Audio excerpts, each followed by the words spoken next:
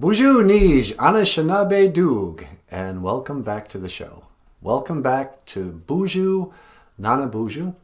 My name is Michael Lyons, and I wanted to do a live stream today, but decided to pre-tape it in case this doesn't doesn't look good.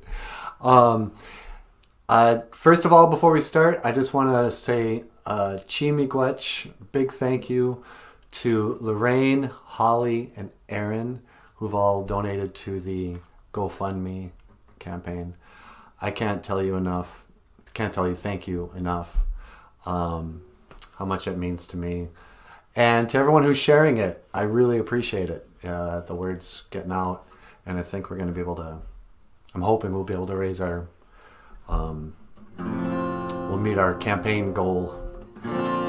All right, so different kind of show today. I was thinking about John Denver. Ever since, when my friend Paul Octor, when I was 30, after about 3 months of 30, he pointed out, he goes, Michael, you have a really hard time starting a sentence without the prefix of, ever since I turned 30, blank. And it's true. I was totally self-involved with turning 30. I had, a midlife crisis.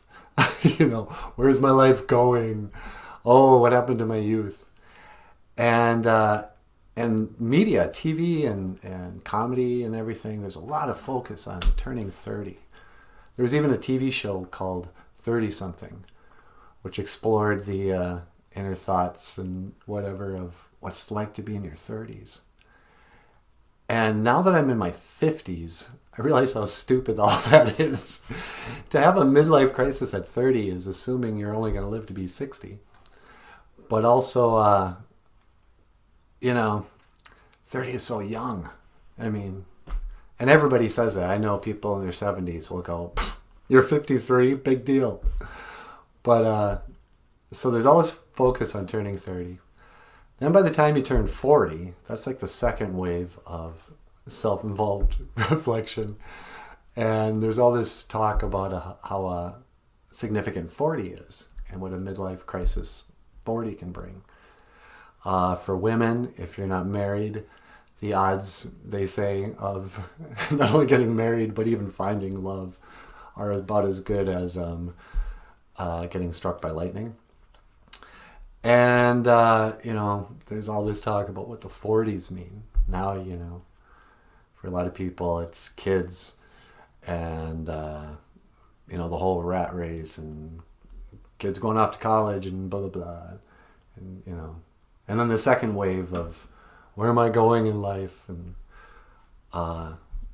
whatever. But no one talks about what happens when you turn 50. And for me, 50 has been way more transformative, or my 50s have been. It was like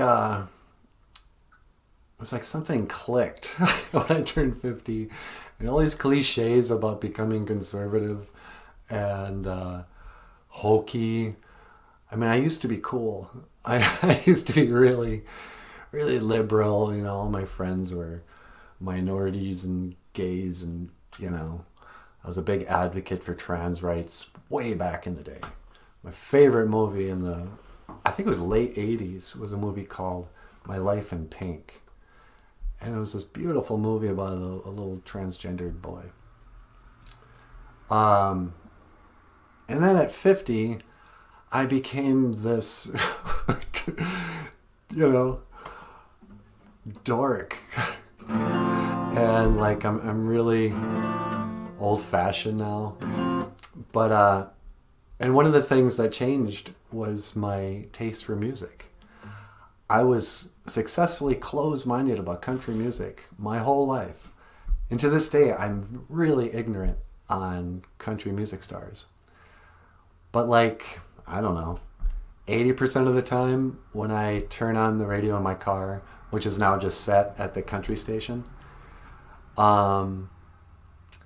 I love the song, and they're all songs I've heard for the first time. It'll bring tears to my eyes, and I'll bring it up to one of my friends. I go, do you know this song? It's so gorgeous.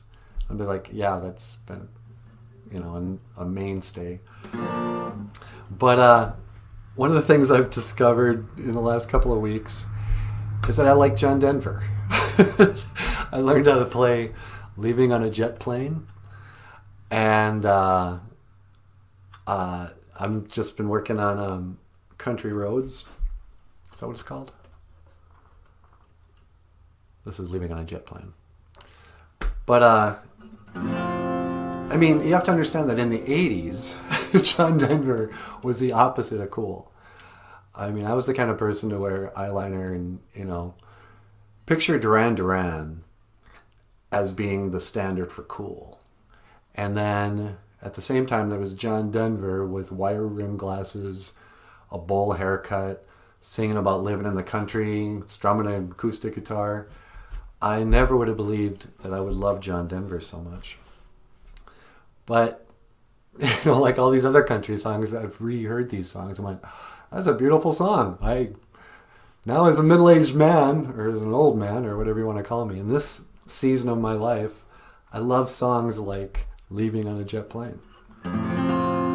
But I was, so I was learning the lyrics and stuff, and it got me thinking about John Denver himself. And what an irony it is that John Denver were to die on a plane, or to leave this life on a plane after having written such a song. I keep looking over here because I have the lyrics up. I should quit doing that.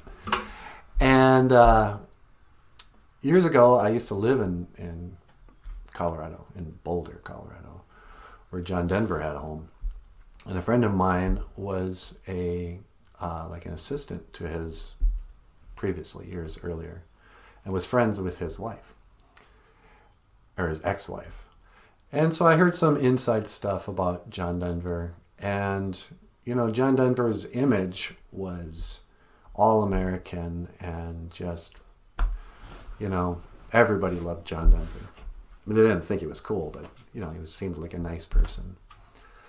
So they forgot that John Denver was a rock star. And so I'm going to call this video Deconstructing Leaving on a Jet Plane. So what's great about John Denver is that he creates a picture with his lyrics. And the lyrics are so perfect that there's an emotion behind it. So here the first lines are, all my bags are packed, I'm ready to go. I'm standing here outside your door. Well, here, I'll just sing it.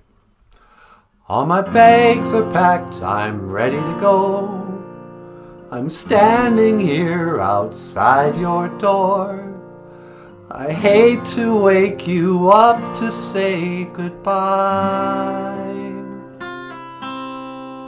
So here we have the scene.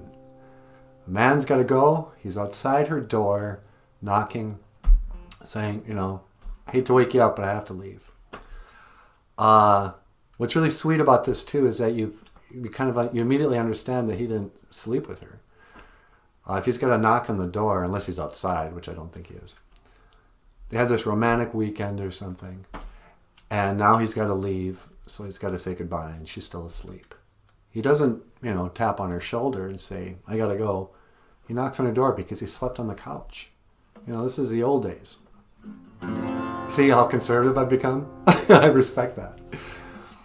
But then we learn what's really going on. It's early morn. How's it go? But the dawn is breaking. It's early morn. This would have made a good coffee commercial. The dawn is breaking. It's early morn. Folgers in your cup. Don't be so forlorn. Anyway, the taxi's waiting. He's blowing his horn. And then this line here, the first time I sang it, I teared up. Already I'm so lonesome I could die. Already I'm so lonesome I could die. So kiss me and smile for me. Tell me that you'll wait for me. Hold me like you'll never let me go. Beautiful, you know? And fun to sing. You don't even have to be that good of a singer for that to sound emotional. But think about it. It's kind of demanding. So kiss me and smile for me. Do it. Tell me that you'll wait for me. All right. She's going to wait. She's not going to date anybody else. He's leaving, but, tell me you're going to wait for me. I need to hear this before I go. And hold me like you'll never let me go. Don't just give me a goodbye hug. I don't need the little 2 kiss on the cheek. Hold me like you're not going to let me go. I want to see you suffering for me leaving. And so, 'cause I'm leaving on a jet plane. Don't know when I'll be back again. No promises when he'll be back again. Hold me like you're not going to let me go. I want you to suffer. I don't know when I'm coming back. No promises. Oh, babe, I hate to go. Hates to go. But now we learn what kind of a person John Denver really is. And remember, John Denver is a rock star. He, he's probably in another town visiting somebody, and he's leaving. And so what happens? There's so many times I've let you down. So many times I've played around. I'll tell you now, they don't mean a thing. They don't mean a thing. Yeah, there's many times I've played around. Sure, I've let you down, but they don't mean a thing. Because every song I sing, every place I go, I think of you. Every song I sing for you. Guaranteed, he says that to every one of his roadies or groupies. When I come back, I'll bring your wedding ring. When he comes back, though, he's going to give her a wedding ring.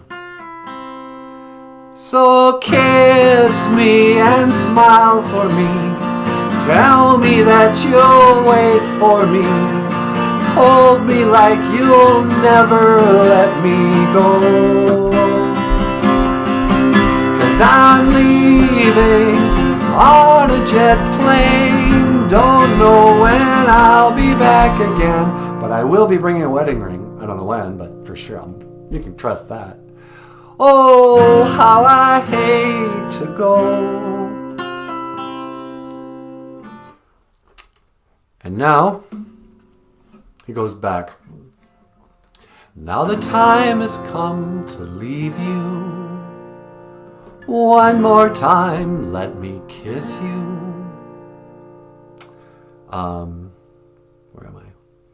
Then close your eyes and I'll be on my way. In other words, kiss me with your eyes open. And then when you're done, close your eyes. I'll be on my way. Let's see. And then this is what he wants her to do. Dream about the days to come when I won't have to leave alone on a jet plane, on a private jet plane with your whole band and God knows how many groupies.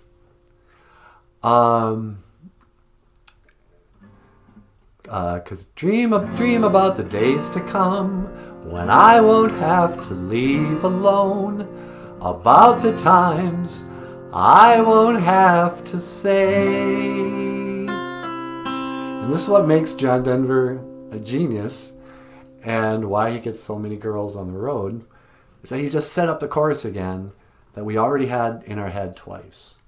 So I won't have to say, get ready for the unforgettable chorus.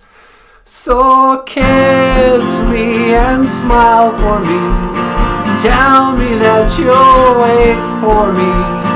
Hold me like you'll never let me go. Do it. 'Cause I'm leaving on a jet plane with my band and bunch of groupies. Oh, how I love to sleep with other women on the couch, probably, maybe, who knows, who cares, and then leave. And the irony is that I died on a plane that I was flying myself. So you kind of see that in the end, it was the plane itself that was his downfall. So rest in peace, John Denver. And you shouldn't have slept around so much. This has been the BOOZHOO Nana BOOZHOO podcast. And I have been filling in for Nana BOOZHOO. This is Natasha. BOOZHOO! Thanks for watching the show. And I will see you again. Gigawaba min, minawa. Hawa. Hawa. Oh, and if you'd like, please subscribe and hit that like button. Gigawaba min, minawa. How was that? Oh, you did great. Oh, okay.